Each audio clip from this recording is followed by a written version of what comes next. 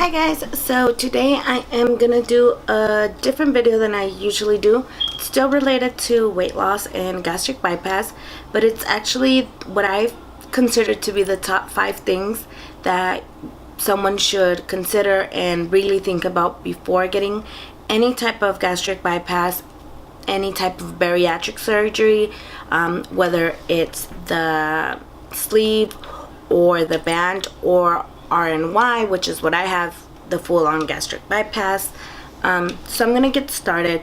Number one thing that I think people should really consider and know is that your relationship with people is gonna change, and I mean this in a lot of different ways.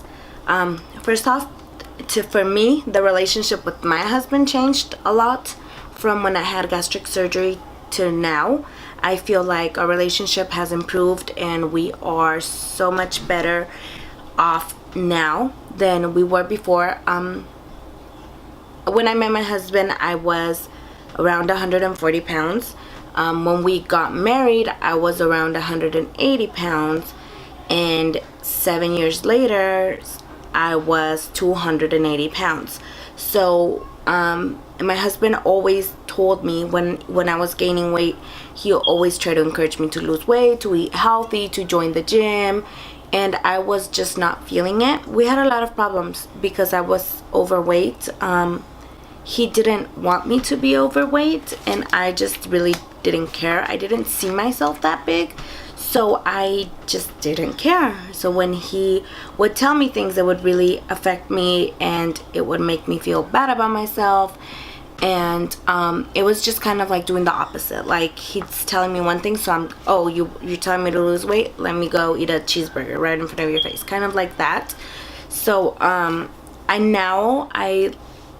only see that I was sabotaging myself, and the only reason he was doing that is because he was scared about me gaining weight so much and about me not being healthy, and because I had a lot of issues and it all went back through to my weight. So I think that's why he was like that.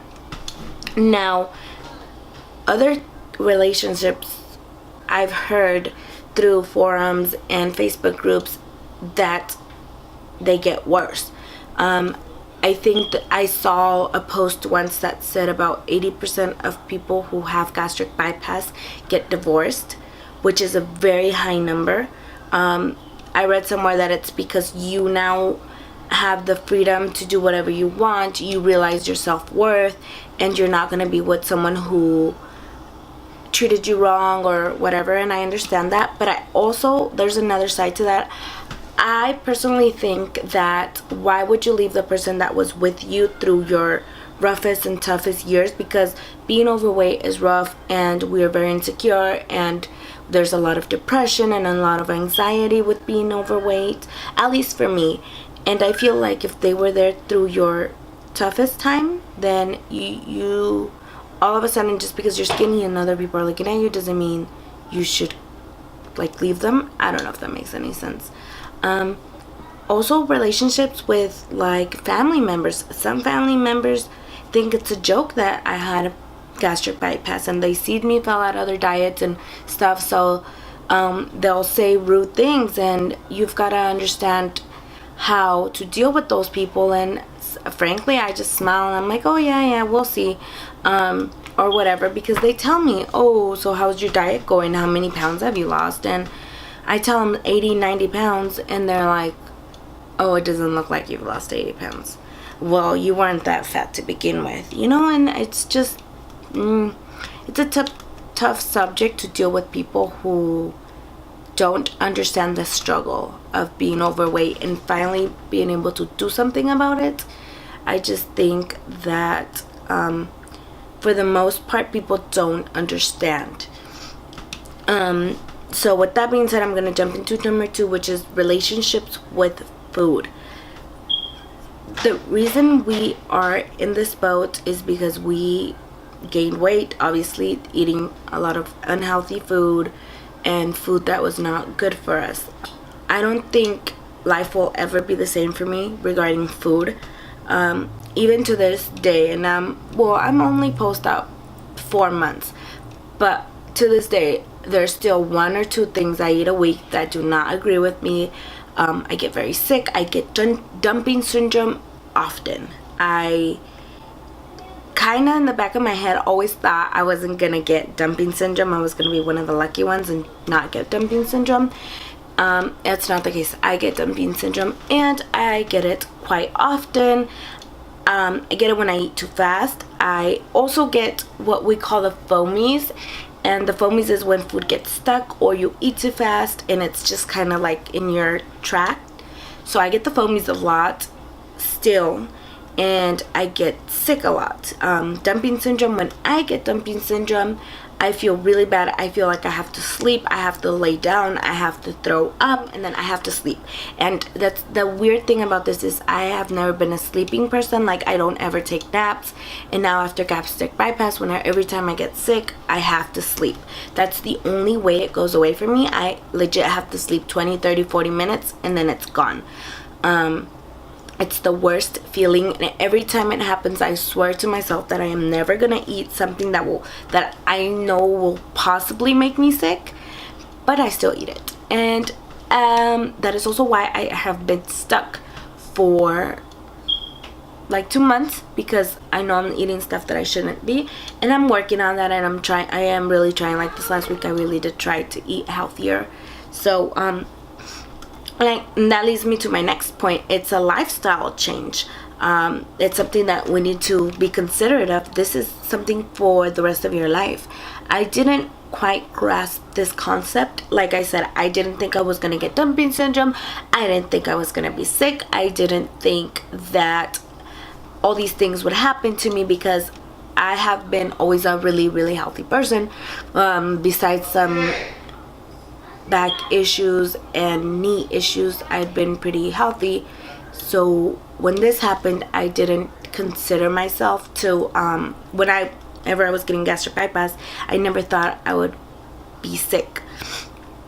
And I have been sick after gastric bypass. The sickest I've been is now I have kidney stones, and I don't know if it's related to the surgery or if it's not, but if it happened after surgery, so I don't know if I could attribute it to that or really what. But like I said, it is definitely a lifestyle change, and it's a commitment for a better life. And I think I am just now realizing that the only one I'm hurting is myself if I don't do the things that I'm supposed to. So with that being said, like I have said in my previous videos, I am trying to, and I am really making an effort to change my lifestyle now. Like the first couple months, I was eating, drinking, doing whatever I wanted to do, and it's not that. I'm not saying you can't ever eat something that might not necessarily be good for you, but I'm saying try to eat healthy 90% of the time, and then leave yourself that 10% of the time where you can have a drink when you go out, or you can eat something that's a little bit more on the bad side. I know some people will not agree with me and say that you should never ever have anything bad ever again in the rest of your life. To me, that's not realistic, and to me, that's only setting yourself up to binge and eat a lot of bad stuff at like one sitting or every day. So I think if you allow yourself that extra, like that one day, one meal where you will eat something you're not supposed to, or have a drink or two, and be good and healthy the rest of the week, as long as you're exercising and eating right the rest of the week, I think you should be okay. Again, this is something that you need to consider yourself, and you should always talk to your nutritionist about it and your doctor, because they're the ones that are going to make the plan for you. My doctor is very, very, very strict. My nutritionist is not as strict, so I just kind of go off of what my doctor says, but I do listen to a couple points that my nutritionist has. Okay, so this is, like I was saying, this is a very, very hard decision to make, and it is a lifestyle change. So you need to be prepared to change your life, and you need to be prepared to follow instructions. And I am the wrong person to be telling you this, because like I said, I don't follow instructions.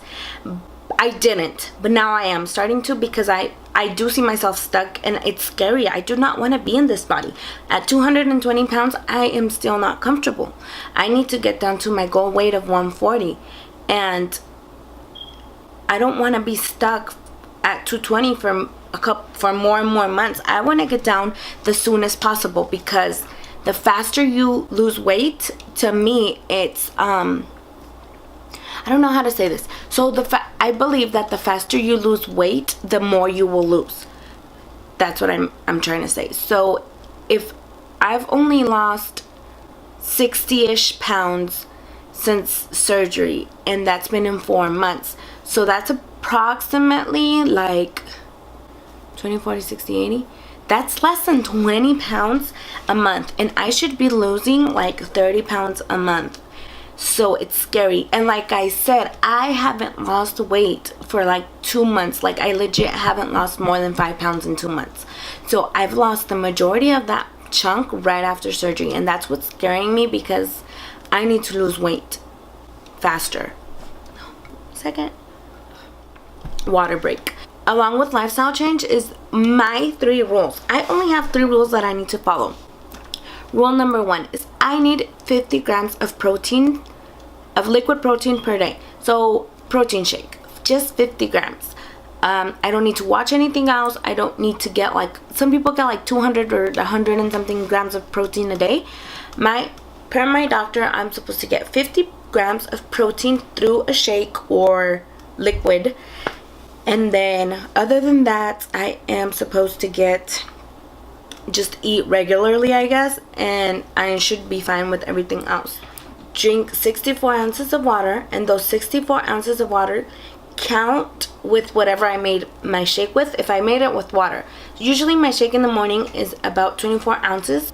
Once I drink my shake, I have the 50 grams of protein in that one shake plus 24 ounces of water, which is like almost half of what I need to drink. And I just drink one more of these. This is 32 ounces of water, and then I drink like a small glass right before bed, and that adds up to more than 60 ounces of water. And my 3rd rule is drinking my vitamins every day. I don't know if I mentioned this in my last videos, but I wasn't getting any protein in for more than a month.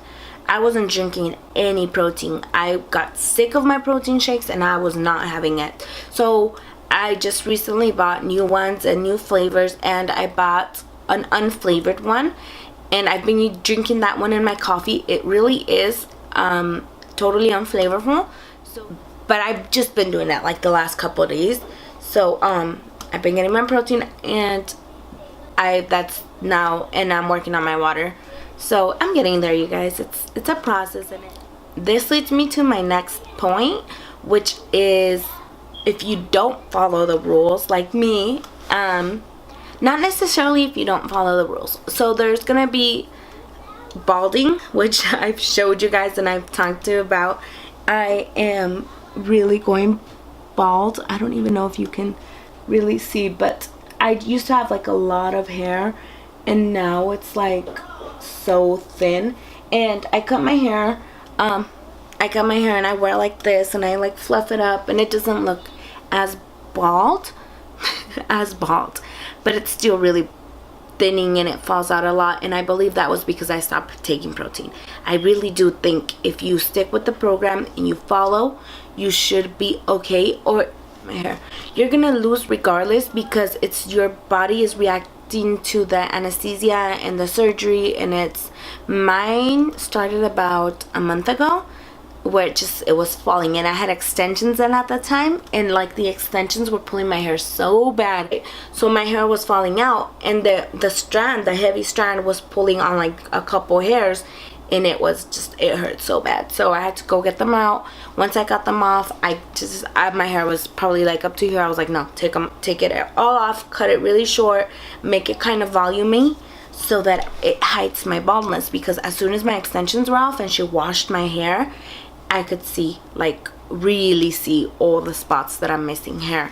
So I do attribute that mostly to surgery, because I've had extensions in all my life before, and I would never had that problem, that same kind of extensions.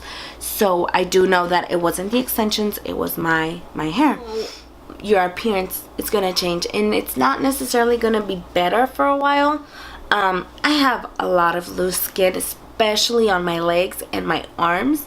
My stomach, thank God, is not as flabby. It will be, and I'm waiting for it. But yes, definitely my arms are super bad, and my legs.